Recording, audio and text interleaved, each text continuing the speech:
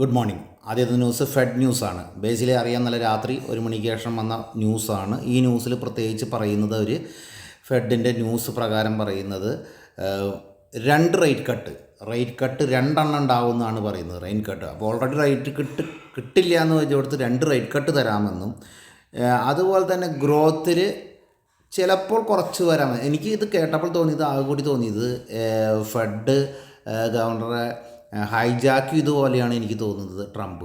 ആ രീതിയിൽ വളരെ സോഫ്റ്റ് കോർണറിലാണ് ഡീൽ ചെയ്ത് എന്നുള്ളത് കൊണ്ട് തന്നെ അതിനെ ക്ലോസ് ചെയ്യുകയാണെങ്കിൽ ഇത്രയേ പറയാനുള്ളൂ. Market recovery. ഓക്കെ, അടുത്ത ഗിഫ്റ്റ് നിഫ്റ്റിയാണ്. ഗിഫ്റ്റ് നിഫ്റ്റി ഏകദേശം 88 പോയിൻറ്റ് അപ്പാണ്. അപ്പോൾ മാർക്കറ്റിൽ ഒരു പോസിറ്റീവ് ട്രെൻഡ് ഓൾറെഡി ഓപ്പൺ ചെയ്ത് വന്നിട്ടുണ്ട്. Gift nifty 89 point up.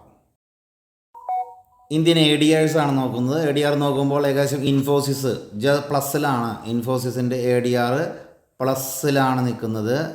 Okay, അതുപോലെ ICICIയുടെ എ ഡി ആർ പ്ലസ്സിലാണ്. HDFCയുടെ എ ഡി ആർ പ്ലസ്സിലാണ്. അതുപോലെ വിബ്രോയുടെ എ ഡി ആർ പ്ലസ്സിൽ മാത്രമല്ല 2%. അപ്പോൾ വിബ്രോയിൽ ഇന്നൊരു അട്രാക്ഷൻ ഉണ്ടാവാൻ സാധ്യതയുണ്ട്. ഇന്നലെ തന്നെ ഒരു അപ് ട്രെൻഡിലേക്ക് കീപ്പ് ചെയ്തിട്ടുണ്ടായിരുന്നു വിബ്രോ.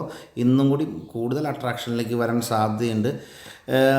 HDFCയുടെ എ ഡി ആർ ഇത്രയധികം പ്ലസ്സുകൾ ഇവിടെ മാർക്കറ്റിലുണ്ടെങ്കിൽ സ്വാഭാവികമായിട്ടും മാർക്കറ്റ് ട്രെൻഡ് പോസിറ്റീവ് ആണെന്ന് മനസ്സിലാക്കുക.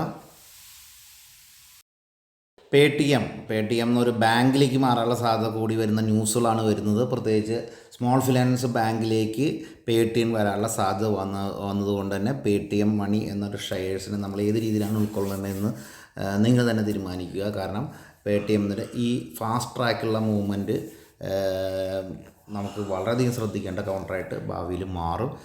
നമ്മൾ മനസ്സിലാക്കുക, ഒരു ആക്സിസ് ബാങ്ക് നിൽക്കുന്ന റേറ്റ് എവിടെയാണ് നിൽക്കുന്നത്, എന്നാൽ പേ ടി എമ്മിൻ്റെ റേറ്റ് എവിടെയാണ് നിൽക്കുന്നത്.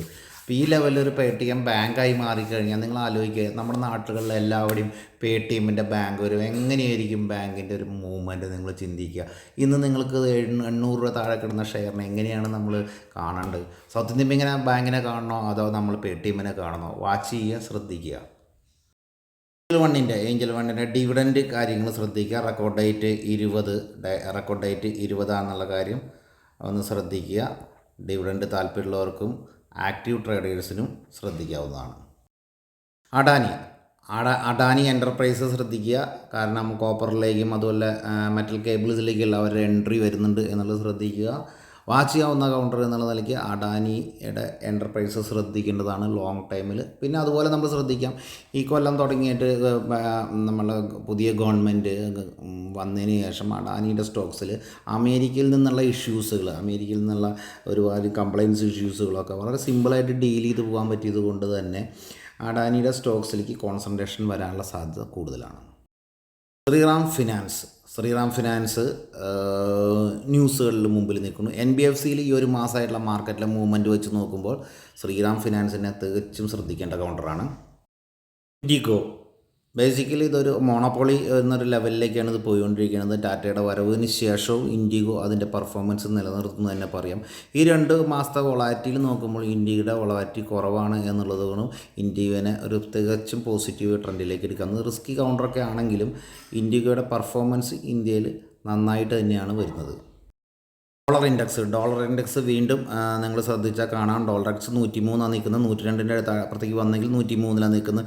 വീണ്ടും താഴത്തേക്ക് പോകാനുള്ള സാധ്യതകൾ, മറ്റുള്ള കറൻസികളെ ഡെവലപ്പ് ചെയ്യാനുള്ള സാധ്യത ഉണ്ടാവും.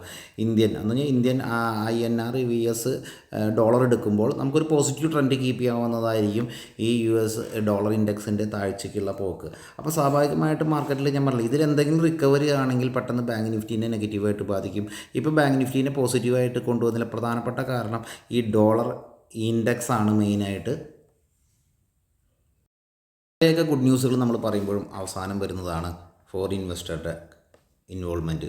ഇവിടെ വീണ്ടും ഇത്രയും നല്ല മാർക്കറ്റ് ഇന്നലെ ഉണ്ടായിട്ടും അവരുടെ സൈഡിൽ നിന്ന് 1000 കോടിയുടെ സെല്ലാണ്, 2000 കോടിയുടെ സെല്ലാണ് വന്നിട്ട്. ഇപ്പോൾ മനസ്സിലാക്കാൻ പറ്റുന്നത് ഇതൊന്ന് ട്രേഡിംഗ് ആണ് നടന്നുകൊണ്ടിരിക്കുന്നത്. 2 ഇൻവെസ്റ്റ്മെൻറ്റ് സെക്ഷനിൽ ഡൊമസ്റ്റിക് ഇൻസ്റ്റിറ്റ്യൂഷൻ്റെ ഇൻവെസ്റ്റ്മെൻറ്റും കുറവാണ്.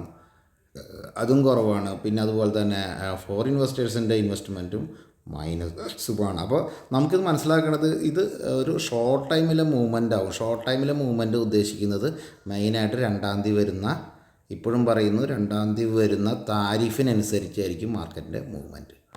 താരിഫ് വാച്ച് ചെയ്തോളൂ. ഹിൻഡാൽക്കോയിലെ മൂവ്മെൻറ്റുകൾ വാച്ച് ചെയ്യാനുണ്ട്. മെറ്റലിൻ്റെ പ്രൈസ് കൂടുന്നു.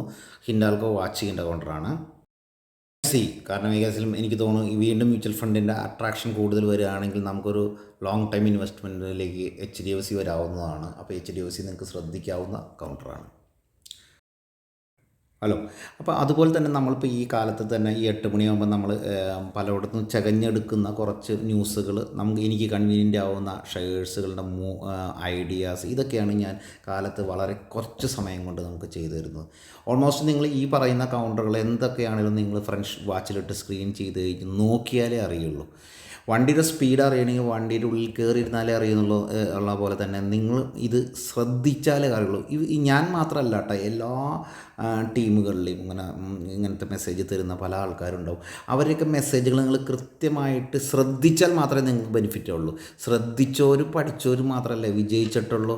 അപ്പോൾ ഡെയിലി ഇത് ശ്രദ്ധിക്കാൻ പറ്റണം. ഞാൻ എന്നല്ല, വേറെ ആരെയും ശ്രദ്ധിക്കാൻ ശ്രമിക്കുക. ശ്രദ്ധിക്കുമ്പോൾ മാത്രമാണ് വിജയമുണ്ടാവുള്ളൂ എന്നുള്ള നിലയ്ക്ക് ഡെയിലി എൻ്റെ ഈ നിങ്ങൾക്കിത് കണ്ടെങ്കിൽ ഷെയർ ചെയ്യണമെന്ന് ഞാൻ പറയുന്നേ ഇല്ല.